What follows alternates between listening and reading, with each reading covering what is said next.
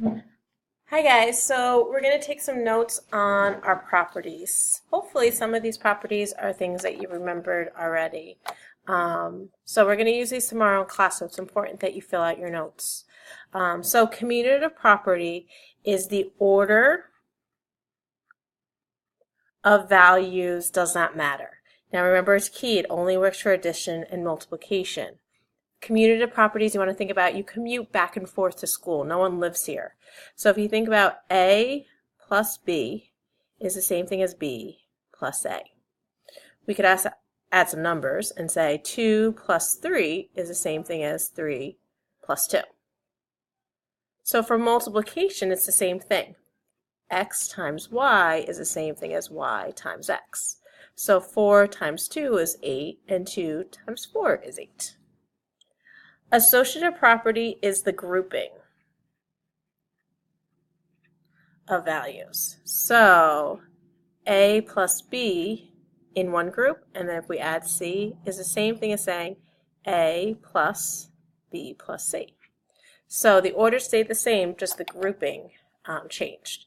So if we can add numbers, 5 plus 1, and then plus 2 would be the same thing as saying 5 plus 1 plus 2.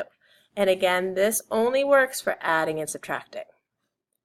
Our next one, we can do multiplication. So A times B times C, same thing as A times B times C.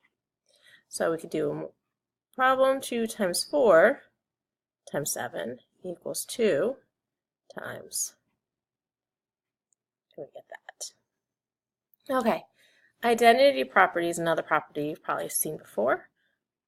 And identity stays the same. So think about you growing up, your identity is always going to be the same. Your name is going to be the same. Even if you become super famous, they still will always refer to you as your given name.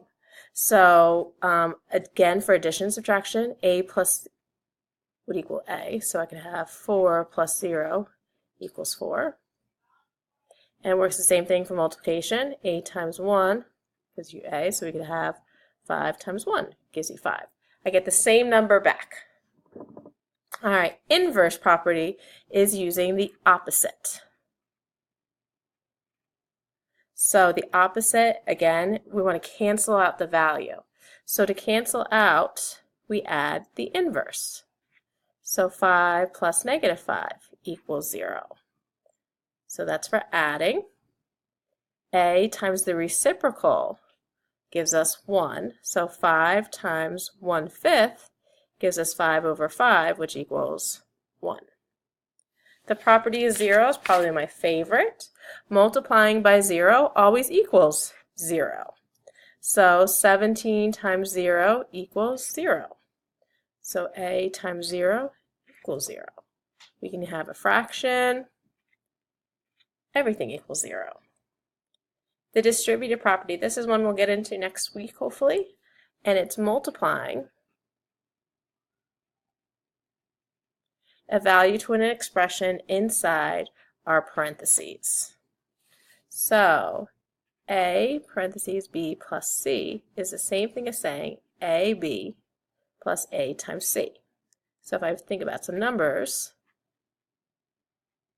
this turns to 2x plus 2 times 7, which we can simplify down to 14.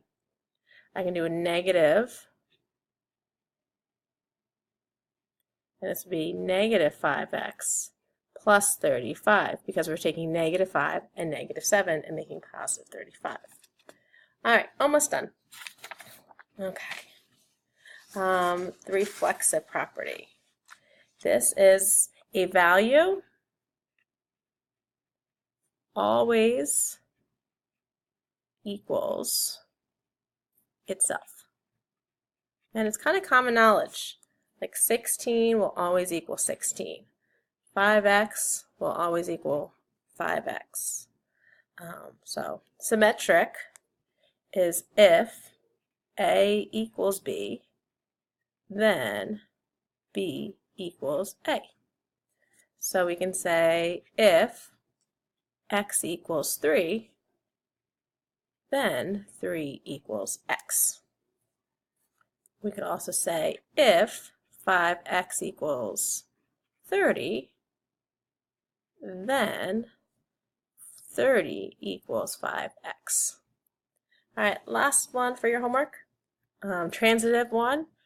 If A equals B and B equals C, then A equals C, because we're just going to substitute it in. So A equals B, so if I just plug in every time I see a B, I can plug in an A, and that's how we get that. So we can say if 4 plus 3 equals 7, and 7 equals the square root of 49, then, I got a comma there, oops, sorry, then 4 plus 3 has to equal the square root of 49. All right, our closure set, we're going to explain this in class. It's going to be a little easier if I'm face-to-face with you. So all you need in your notebook is the white sheet filled out with just these 3 boxes, and then the whole yellow sheet. And I will see you tomorrow.